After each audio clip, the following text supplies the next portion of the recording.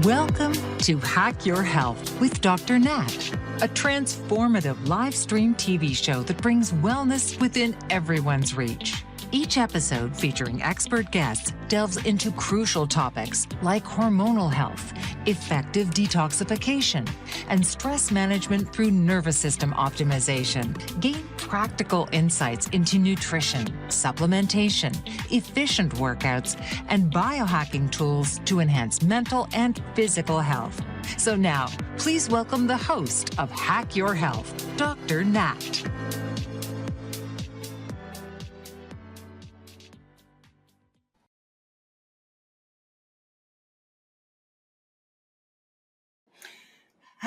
I am your host, Dr. Nathalie Beauchamp. Super excited today to have a show all about exercise. So we are going to discuss the essentials of exercise. We're going to talk about movement, and we're going to talk also about detox.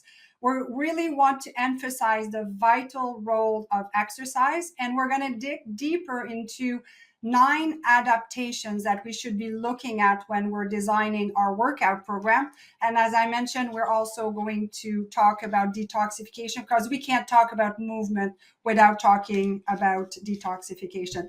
So my guest today is my book co-author, Dr. Paul Sly. Welcome, Paul. Thank you, Nat. But glad to be back. Yes. So for some of you who maybe are not familiar with Dr. Sly, he's a chiropractor, a soft tissue therapist. He is also an Oxygen Advantage master instructor and also a wellness consultant. He works with athletes, patient, power lifter, strength trainer, strength competitor, and hockey player as well.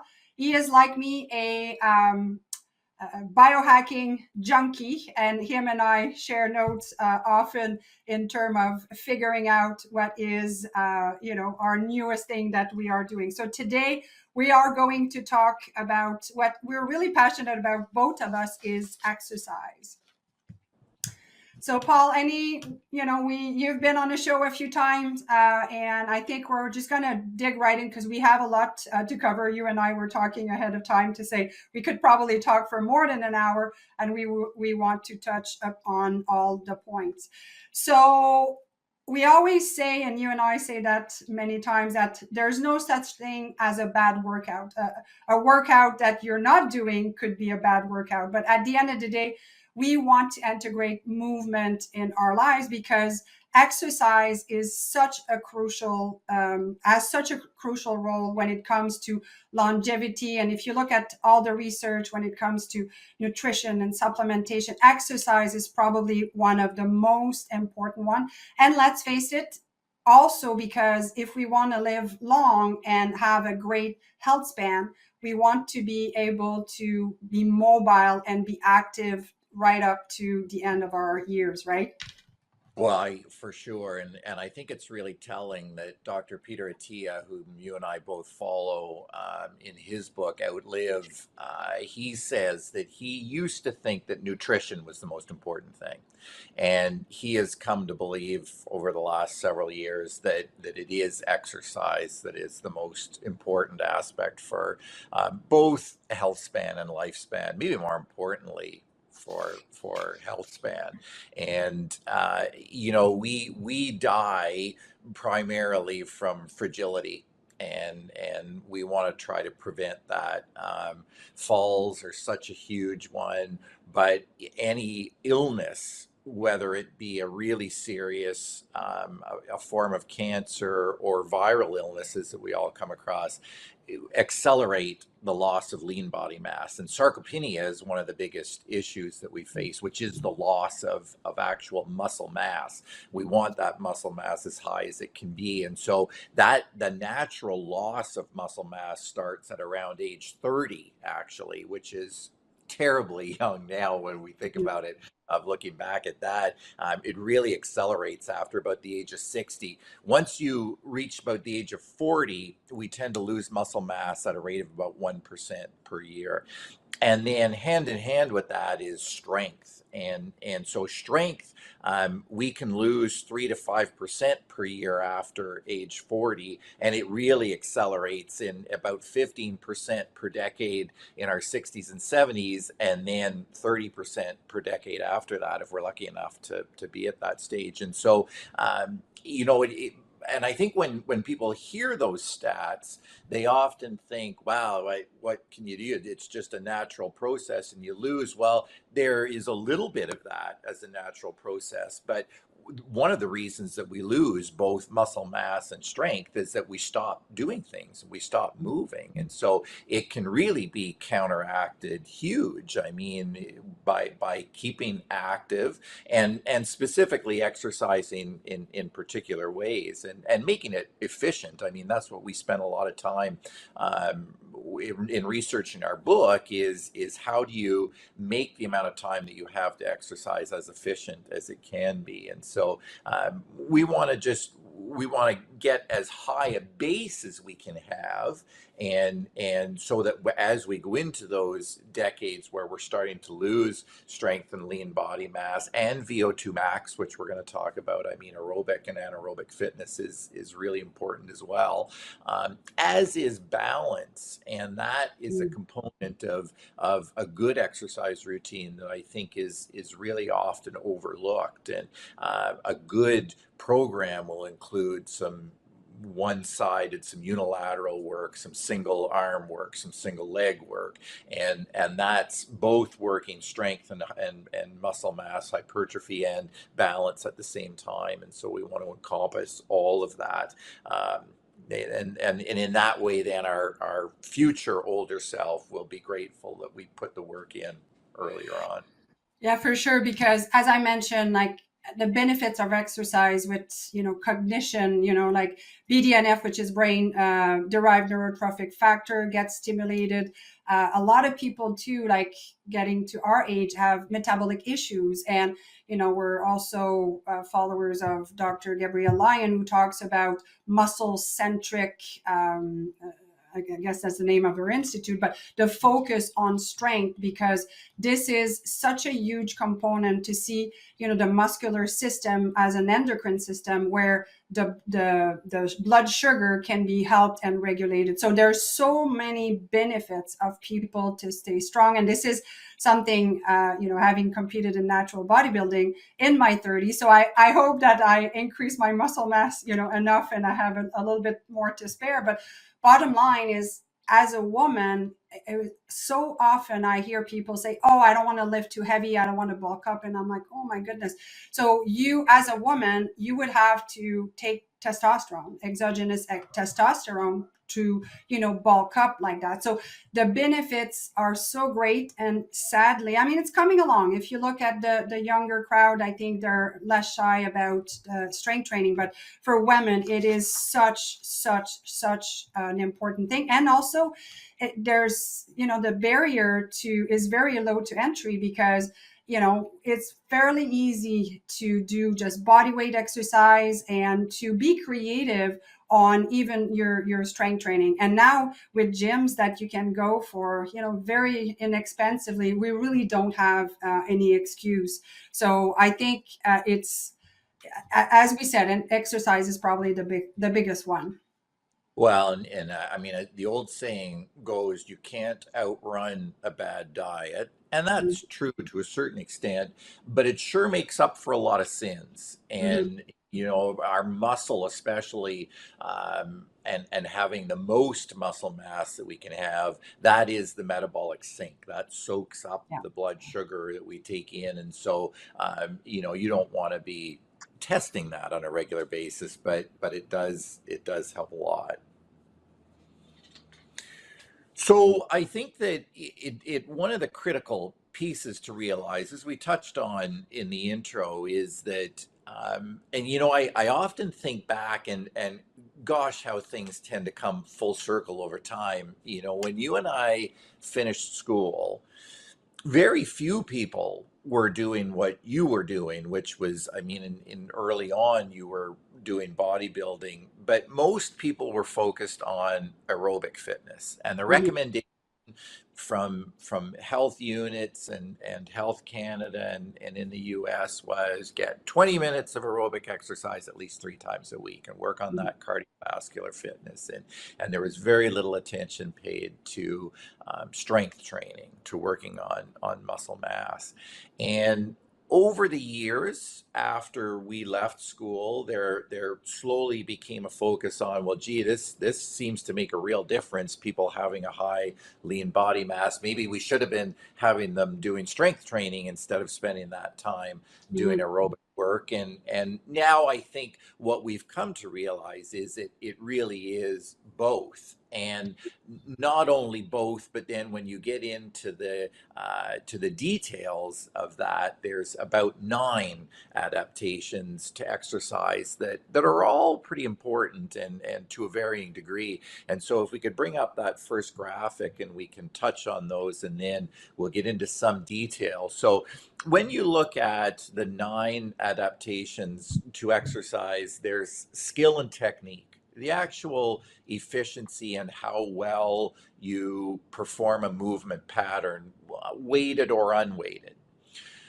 Speed of the movement and power and strength. Those 3 tend to go together, and we'll talk about how they do. Strength probably being the critical of those 3, speed, power, and strength. The 5th is muscle hypertrophy, the size of your muscle, your lean body mass, as it's referred to. That's of critical importance. This is what we tend to lose over time if we're not moving and exercising. Then there's the endurance of your muscle, muscular endurance. So we're not talking here about cardiovascular endurance, but the ability of your muscle to contract and hold that contraction. Then we get into anaerobic capacity. This is the beginning of exercise, or a short, really intense burst where there isn't oxygen metabolism. The 8th one is aerobic capacity, your ability and efficiency at using oxygen to produce energy. And that ties in pretty closely with number 9, which is steady state endurance, low intensity, but really prolonged, the ability to just keep going. And so those are the 9 adaptations, and I think we can maybe touch on each one then, if you want to start with skill. Yeah, and I think, Paul, it's important that we follow these adaptations from Dr. Andy Galpin, who's an exercise physiologist.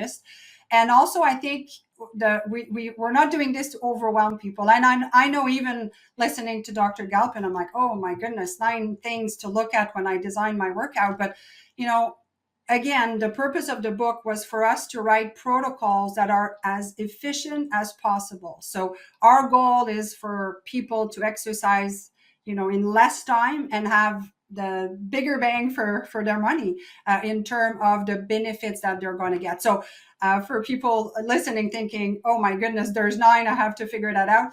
We'll break it down, and then you'll see that it's not as complicated as it seems, and that there are some that can be merged. So we'll touch on now. I'll start with the skill and technique, and we're not talking about a technique of my swing of golf here. We're talking about the efficiency. We could be, and believe me, it needs help, but that's another story. We're talking about moving efficiently, the ability to achieve a specific position, the timing, the sequence. And that is because we want to move without hurting ourselves, and we want to be able to exercise safely, because this is something you and I, Paul, get all the time in practice, that, people go to the gym or join an exercise program and they hurt themselves because the basic movements are not covered.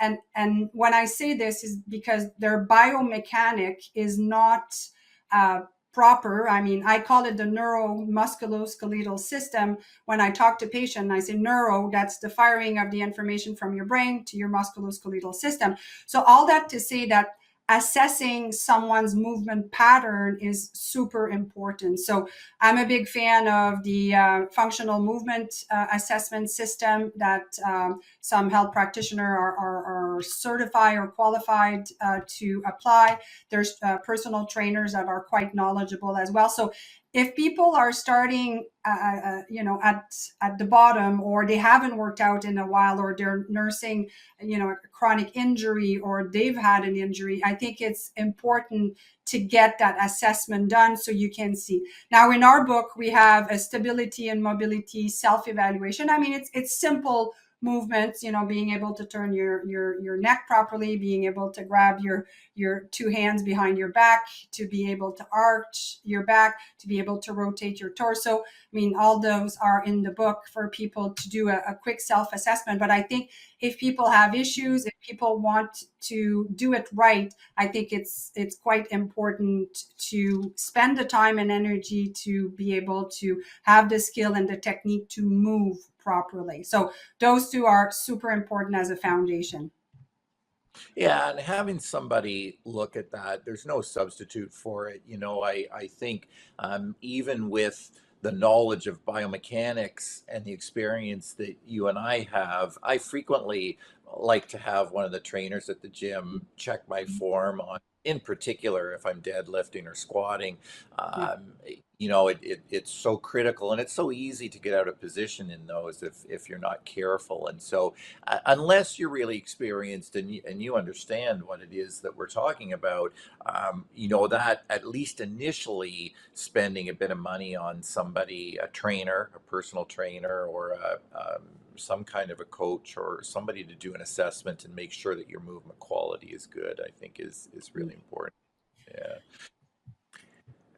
And then if we're ready to talk about the next three adaptations, and I think we can really group these together. And one of the important things to note in this, I think, if we talk about speed and power and strength together, speed refers, of course, to how quickly you can move the weight, and the weight may be your body weight, in terms of, I mean, the simplest idea of this is sprinting, but we're talking about speed, power, and strength. And power is your force, or the strength times the speed, and so these are really all tied in. Now, a recreational athlete, somebody who is exercising for health and health span, lifespan, and longevity, they wouldn't necessarily need to worry about so much, at least until they get really experienced about speed.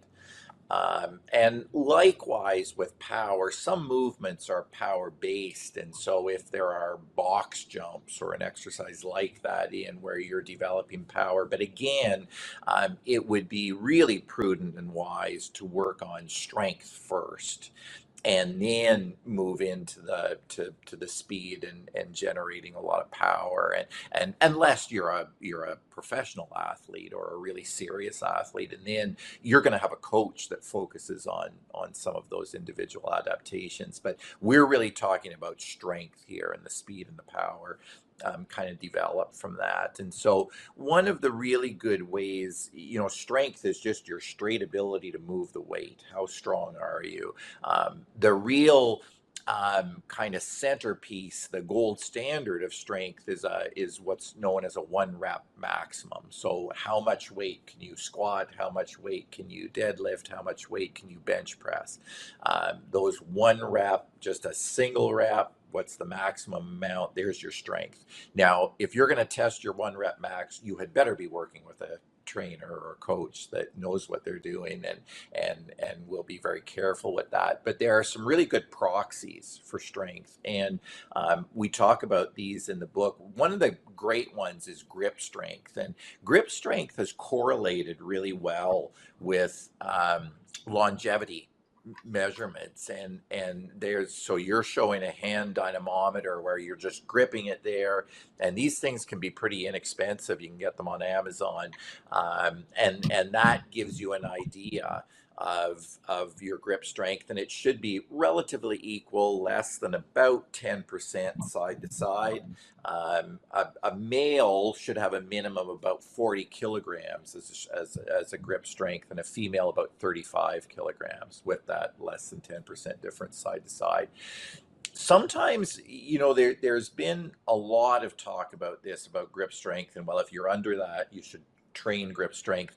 Grip strength is really a proxy for overall strength, and that's what we're talking about here. Another one, in the absence of one of those hand dynamometers like that, just doing a dead hang. Your arms up overhead, your full body weight, and how long can you hang and hold that grip, and that really gives you a good idea. For a male, I think should be somewhere approaching 60 seconds, and for female, probably about 40 to 45 seconds. And so that gives you an idea of grip strength and overall strength. And then when we talk about training then for strength and for power, and if you're getting speed in there, this is where Andy Galpin, again, Dr. Andy Galpin, brought up that beautiful, I think it was the 3-3-5 rule, right? 3 days a week, 5 exercises, 5 reps, 5 sets, and that's really a good base. And that, if we want to pop up the slide number 2, and we can just have a look at what a typical exercise routine might look like. So in its simplest form, if we're working out 3 times a week, and we're just, as an example, Monday, Wednesday, Friday, but of course this could be any day, you're going to try to have an upper body push, an upper body pull, a lower body push, a lower body pull, and a rotational movement. And these are examples of those. And again, when you look at a simple chart, these are pretty typical exercises. And I think, yeah, as a guide for people, if you don't recognize those exercises, you need to engage somebody to help you to set up an exercise program and work on those principles. But that gives you a pretty good idea. And in terms of time, and we talked about time at the beginning, one of these exercises, an upper body push pull, a lower body push pull, and a rotation, this could be 30, 35 minutes, 40 minutes max in a day. And so this can be done pretty efficiently. So that's a great kind of outline to give you an idea of what a typical strength exercise might look like. Yeah. And I just want to add to it, with various machines at the gym, this is awesome, often something that we get. And, I don't know what your train of thought is on it, Paul. For people, it is so much better to do the movement and the exercise again to develop the skill and the technique.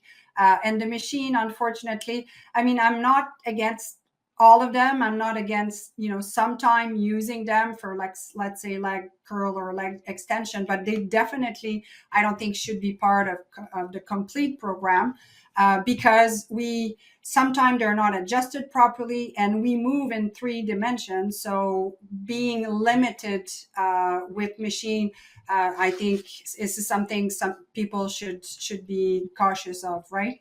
The classic of this is described as the person who spends all their time exercising with machines, and they're in great shape from that, and then they throw their back out putting a piece of luggage in the overhead bin in a plane. Why? Because you're not locked into a position in a machine when you're doing that. And so you're exactly right. Using the dumbbells and the barbell, that forces you to create that stability and learn the movement that way. And that's how life happens, not in a machine. And I use machines as accessories on occasion, but not as the main lift. That's done with the free weights, and I think that and that works balance as well, as we mentioned. That's the critical.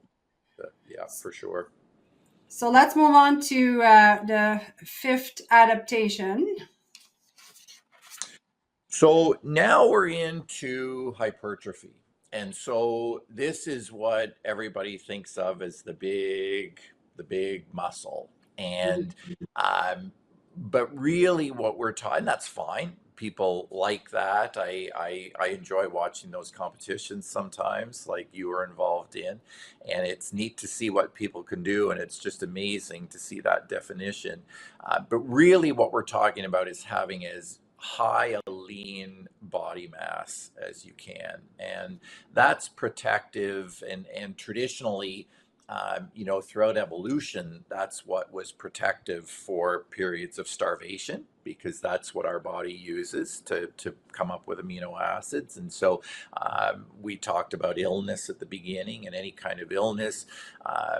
In a very short period, and you see these, they've done so much testing with astronauts now, a very short period of bed rest really wreaks havoc with lean body mass. And so we want to have and maintain just as much as we can. And so there are some really easy ways of doing this. This is what the classic, what you'll get in most physicians' office is a body mass index, and that's just a straight height to weight ratio. And as a public health measurement, that can be okay. But on an individual basis, because those are scaled to what has become normal in society, somebody who is really muscled can show as overweight or even into the obese scale on those, and have a very low body fat percentage. And that's really what we want to look at, is that body fat percentage is what tells us, and that's the inverse, of course, but that's how we know and calculate what lean body mass is. And so the real gold standard to testing this is the DEXA, what's known as a DEXA scan. Those in Canada cost just under $200 to have that done. This is what you might get from somebody who is skilled with calipers, skin fold measurements, and they do that on certain parts of the body, and then there's a formula that's used. And so that's another way of doing it. Probably the most reasonably accurate would be these scales that are available now, that you can get on Amazon, that you stand on, and they've got a metal piece on that measures conductance and calculates your lean body mass and body fat percentages. And they're not super accurate compared to a DEXA, but they'll give you an idea of how your body fat and lean body mass is changing over time. So they can be useful for that. So that's how you get that idea of where you're at in terms of lean body mass. And you really, to work on this, whereas strength is really it's the effort. And you can work strength. When we talked about that three by five, you can work strength really frequently, and it's low numbers of repetitions, and it's big effort, it's high effort. Whereas to build lean body mass, to build muscle, to make your muscles bigger, it's volume. And so it's all about the volume, and you're in a higher rep range, 4, 5, up to 10, sometimes even more, because we know now that you can build lean body mass at as little as 30% of one rep maximum. Now that might be 20 to 30 repetitions. The idea with building muscle is that you are working to failure. And so if you've got a higher weight, that failure is going to happen earlier, between 5 and 10 repetitions. If you're on a lower weight, and this can be really useful for somebody who's been injured in the past in a particular area, perhaps they just don't want to get that real heavy weight in there, and they can use a lower weight and just keep those reps going until they are getting within one repetition or so of failure. And so it's building that volume that gives you the hypertrophy. That's where that increase in lean body mass comes from. That and supplying enough protein with it so that you can build the muscle. Yeah, we got to fuel the body. So, Paul, we'll take a quick break, and then when we come back, we're gonna go over adaptation number 6. We'll be right back. In today's world, the flood of health information feels endless.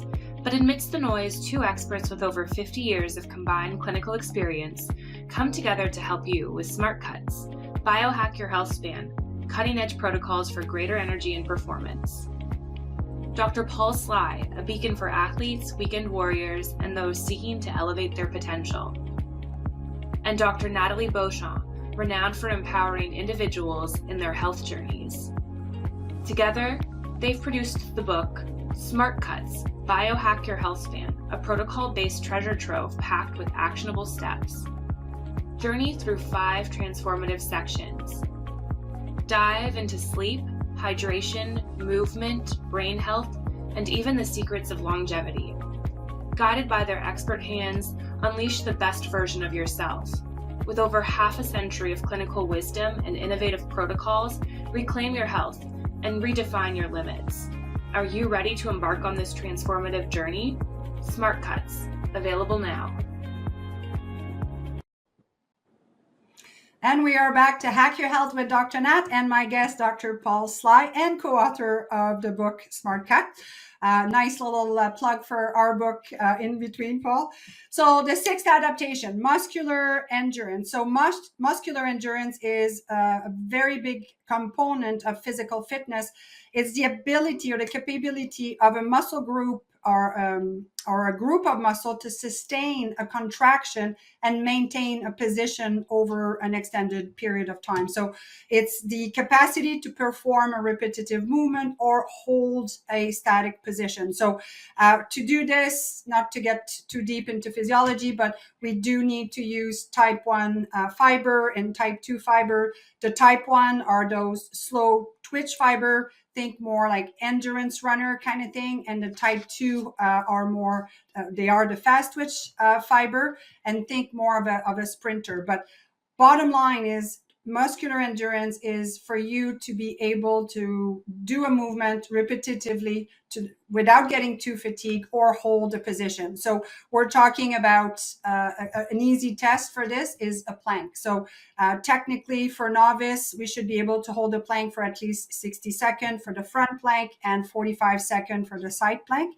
And this is really how we can develop that endurance. Other exercise that I like to do, and I tend to, and Paul, I think you finish your workout with those as well, with the muscular endurance, is wall sit to finish, the legs and the quads are really burning when we do that. So it is to be able to repeat something and be able to do it without too much fatigue. And push-up is another great example. I'll finish my chest workout oftentimes with a round of push-up to exertion, maybe even three rounds. So this is what muscle endurance is. And I think Dr. Sly, it would be great now to talk about the breathing gear, because all of this encompass where we're going in terms of how we should be breathing and at what time. So let's just bring the next visual to cue you in on that.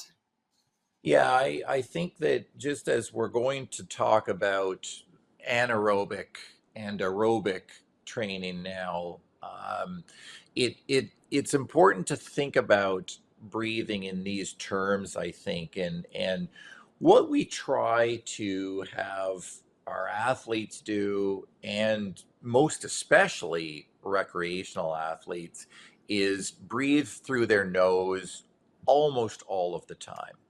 This is absolutely the most efficient way to breathe, both in and out through the nose. The recovery is fastest with nasal breathing. That is the control. Your nasal breathing activates the diaphragm, which stabilizes your core, your spine. It allows you to generate movement and power and motion. And so that nasal breathing is really critical for activating the diaphragm. But as we start to work a little bit harder, and especially in aerobic and anaerobic exercising, it's not always possible to stay in nasal breathing. So if we think about it in these 5 gears, where gear 1 is what we're in right now, in and out through the nose, it's quiet, it's soft. As you start to work a little bit harder now, we would get into gear 2. It's still nasal in and out, but it's going to be a power nasal in and then nasal out. And as we start to work a little bit higher, harder, bumping up against becoming anaerobic, not being able to get enough oxygen in, now it's going to be power nasal in and power nasal out. It's hard in and out, but it's still in and out through the nose.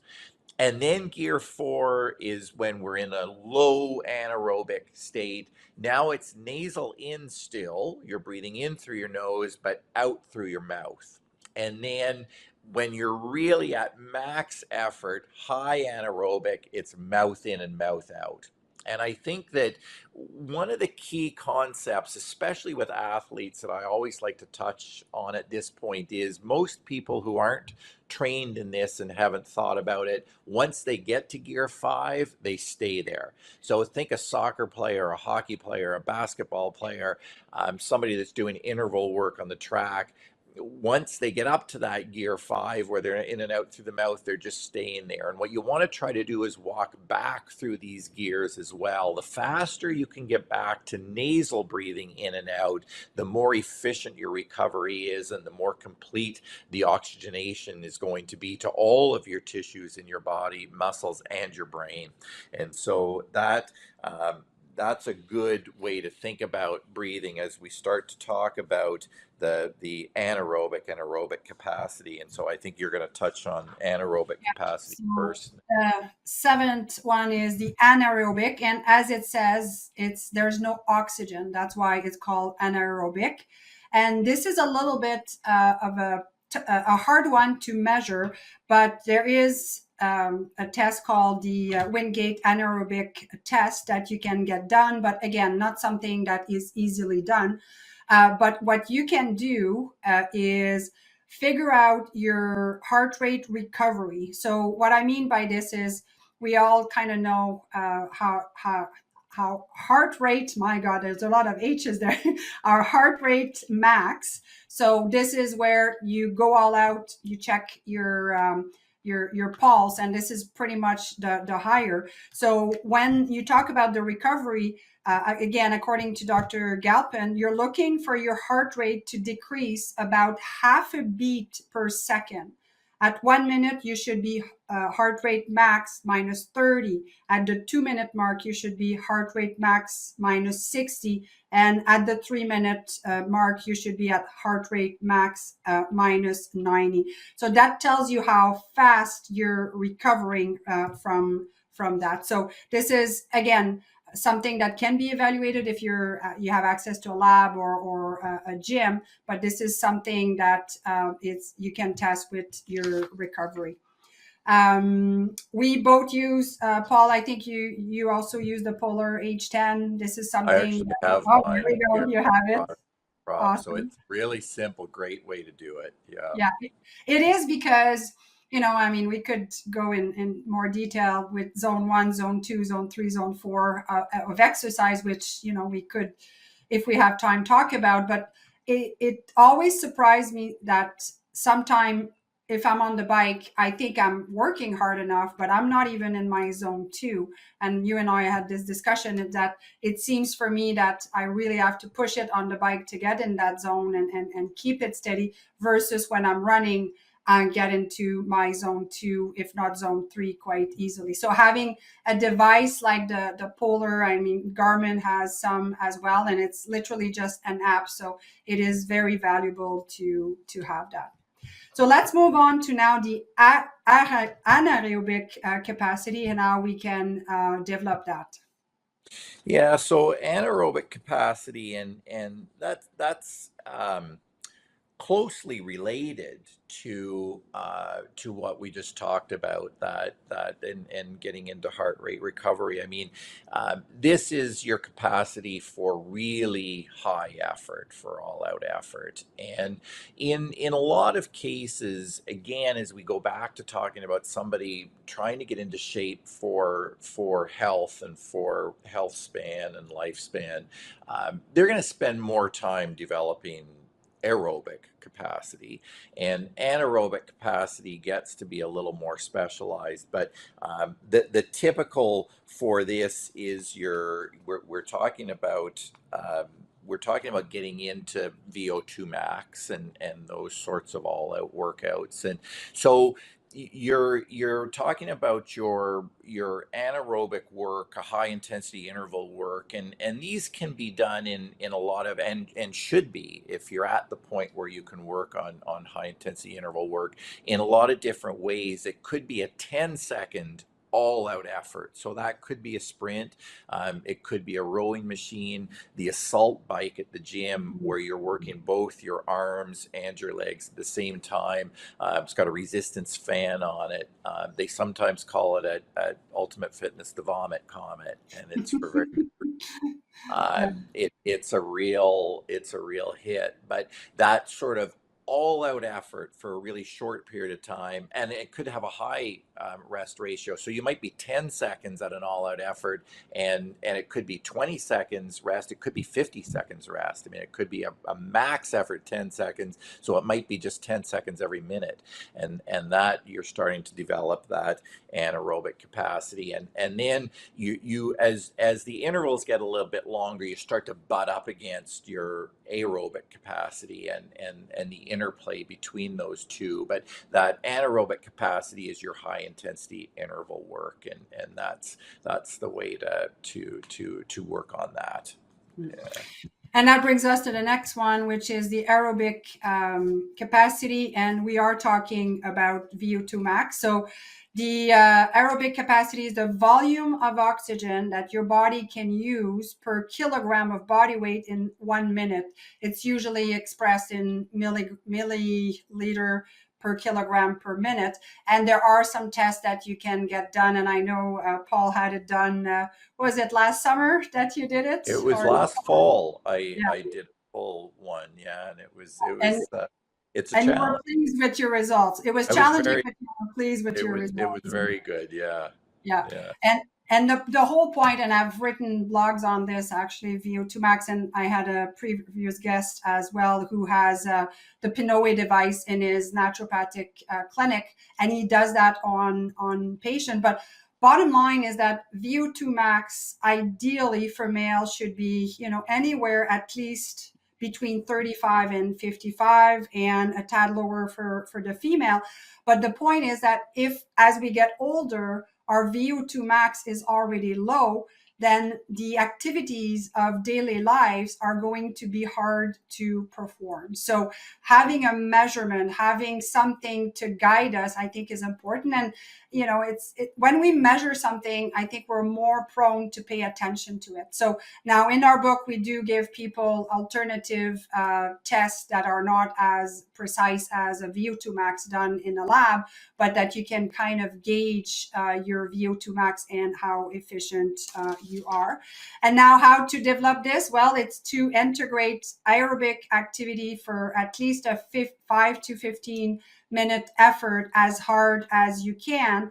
And again, it can be done on the bike, running, on the rower. I find that kind of training I do really well on the rowing machine. I feel like I have great control when I do that.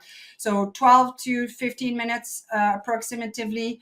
And then you can take 3 to 5 minutes of work, and then rest in a ratio of 1-to-1 or 1-to-3. You can change it up. And I personally like to change it up often, because I find the more I change it up, the more improvement I see with my capacities. So let's go with the final adaptation, which is the steady state endurance. And there's a bit of crossover on this with VO2 max, and a lot of the research that's been done in the last few years has focused on the fact that even just doing a lot of zone 2 work can increase VO2 max to a relatively high degree. Before we just go into that, I think one of the ones that I really like, there's a Norwegian 4x4, and that's the easiest thing to remember for that VO2 max. It's a 4-minute all-out effort with a 3 to 4 minute rest, so 4 repetitions of that, and that's a really efficient way of doing that VO2 max workout. You can do that in 18 to 25 minutes if the rest is 3 minutes, and that's a really good way of doing that. Then when we get into the steady state endurance, we're talking about zone 2. Now, we touched on this briefly.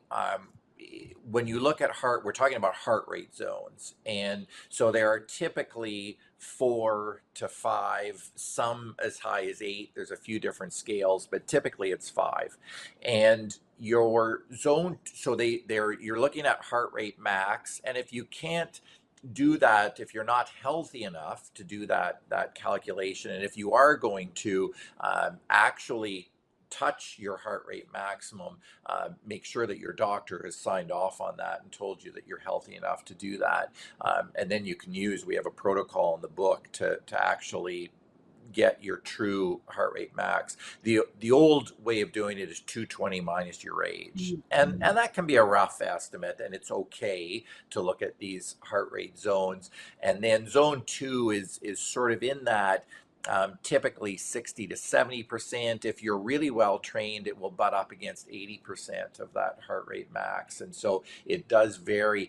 The rate of perceived exertion, an RPE, is probably the best way to think about zone 2 training. And what that means is you can carry on a conversation. You could speak in full sentences, but the person you're talking to would know that you were exercising. It wouldn't be as easy as you and I are speaking right now, but you could speak in full sentences. Working any harder, and you wouldn't be able to speak in a full sentence. And then you would be getting out of that zone 2. The real true definition of zone 2 is that your lactate is below 2 millimoles. And so unless you're using a lactate meter and pricking your finger while you're exercising, and people do that, and it can be a useful exercise, but it's both literally and figuratively a pain to do it. And so thinking about that rate of perceived exertion and that talk test, I think, is the best way to do it. And again, to mention Dr. Peter Attia, he really talks about this being one of the critical pieces for health and longevity, and truly, probably for somebody who has not been exercising and is not in shape to start, this is where you would start, is accumulate a lot of time in zone 2. When you're untrained, that would probably be a brisk walk, and you're going to be at that level where you can talk in complete sentences, but just. And as you become more trained, you're probably going to have to jog to get into that, and then you're likely going to have to work quite hard to get into that zone 2 then. But that rate of perceived exertion kind of carries you through that, and you have an idea of what you're needing to do. But accumulating lots of that, at least 150 to 180 minutes a week is kind of the gold standard. So it could be rucking. I know you've gotten into that and really like it, walking with a weighted vest, and that's a great way to do this. But you can use anything, really. The key, I think, is that you're, cycling on hilly terrain or in a really windy area. That's not the way to do zone 2. And if you're using a watch or a monitor, and it might tell you, well, you did spend 40 minutes in zone 2, but it was 10 minutes here and 10 minutes there. We're really talking about getting into zone 2 and staying in zone 2, and that it's all about, not to get too technical in this, but challenging the mitochondria and making them work, and making them more efficient is what zone 2 is about. So just to wrap up with the exercise component, and we don't have much time to do detox, but I think, we'll take the time to at least talk about the lymphatic system. So if we want to bring up the next visual, just something to recap, make sure that you own it. This one cannot be farmed out. Like, you can hire a chef to come and cook for you, but you can't hire someone to work out. You could hire a trainer for sure, but you need to do it yourself. Test yourself, whether you're experienced or novice. Find where you are on those 9 adaptation. And I know Paul and I met, I think it was last summer, and we tested ourselves with those adaptations and see where we were at. And as we mentioned, training for the last decade of our life to be able to do what we want to do, because as mentioned by Dr. Sly earlier, it's being fragile as we get older, and the risk of fall that are very dangerous. And I think the stats is, once somebody breaks a hip, I think a year later, usually, unfortunately, they are not around. It can be that fast. So I'll jump right into the detox and why we wanted to, we went back and forth when we wrote the book on where are we putting the detox, and it just made sense for us to put it with the movement. So in a nutshell, we are bombarded by environmental toxin. I don't think I need to enumerate them, but even from our furniture with the fire retardant, our food supply, our beauty, our supply, cosmetics, and all of this, we are constantly bombarded by toxin. And I think I talk about this often on webinars that I give when it's about detox, is at the end of the day, we want strategies to reduce what we call our toxic load. So eating as much organic as we can, using clean beauty products. And this is such important for women, because oftentimes we fall prey to, wanting to look a certain way and the commercials on TV, but, there's not necessarily organic products, but there's a certification called EcoCert that you can follow. It's more European, but it's a good guidance. Cleaning products, my goodness, there's just so much chemical that we can use to clean a house if we're following the regular norm. Becognition of building material, rugs, furniture, and so forth. I think that's important. Air filtration is important, as well as water filtration, and also decreasing our exposure to EMF. And this is something that we can go more in depth in another time, but we are bombarded by it, that we know it or not. So something as easy as turning off the Wi-Fi at night. So bottom different pathways to eliminate. So we're talking about the lungs, we're talking about the skin, we're talking about the liver, the kidney, the colon, and also the lymphatic system. And this is kind of where we wanted to lead this here with the lymphatic system and how certain movement are important. So we'll put back the other visual, and I'll let Dr. Sly, talk about what we refer to in our book. I'll just change that here. And it's something coined by another practitioner that is really knowledgeable on the lymphatic system.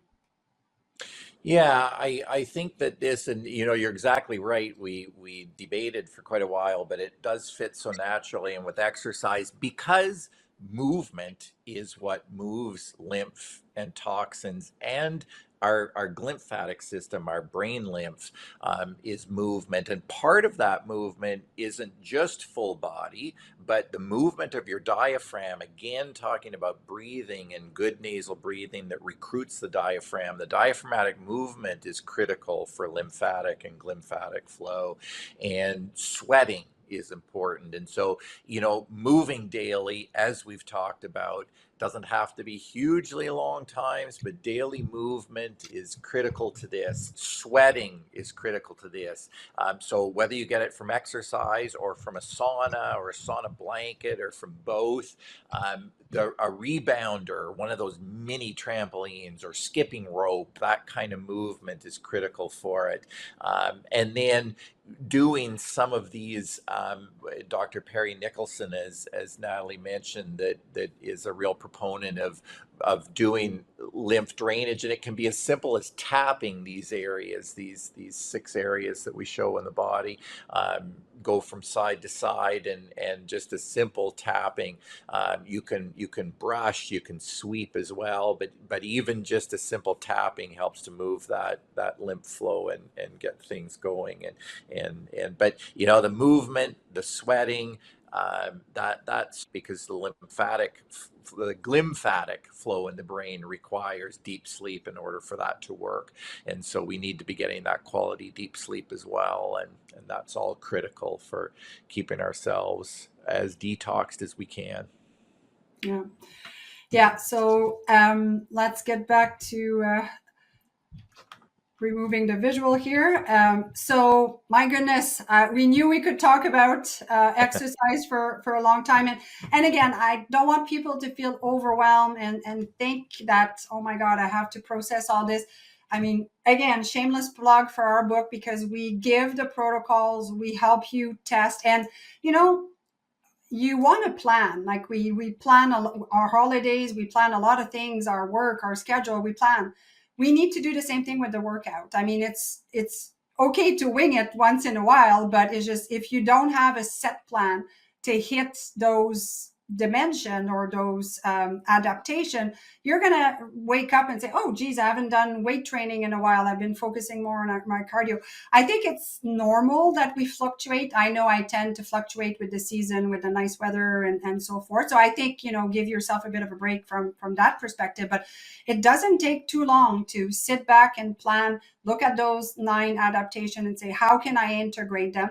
And as Dr. Sly was saying with the strength training, my strength training routine now is 30, 40 minutes max, and I'm done. I go hard and heavy, but there are ways to do all that and integrate.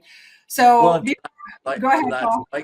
To that cycling, fall and winter is a great time to spend building strength and hypertrophy and getting ready for wearing less clothes in the spring and in the summer. And then in those seasons, get outside and do that aerobic work. And it's a great way to cycle it. Yeah. So thank you very much, Paul, for the conversation. Hopefully we inspired people and didn't overwhelm them. But like I said, it might seem a bit intimidating, but at the end of the day, it's just to get organized, to make sure that you hit all the components of fitness. So this was Dr. Nathalie Beauchamp for the show Hack Your Health with Dr. Nat. I hope you enjoy. I hope you learn. And I hope that you are going to implement some of the stuff that you've learned. So thank you, and we'll see you next week. Thanks, Dr. Nat. Welcome to Dr. Nathalie's 7-Day Hack Your Health Challenge. Transform your fitness level with 7 quick, do them from anywhere workouts. Look and feel great. Nutrition. Master the art of optimizing your diet and maximizing nutrient intake with daily nutrition challenges. Biohacking. Unlock exclusive content to tap into your body's innate wisdom. Take on challenges to optimize your mindset and physiology. Ready to transform your health? Visit www.drnat.life to join Dr. Nathalie's 7-Day Hack Your Health Challenge.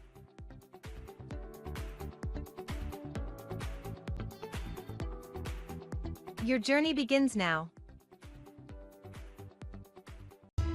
This has been Hack Your Health with Dr. Nat. Tune in each week and uncover simple yet powerful strategies and actionable steps to elevate your health and wellness.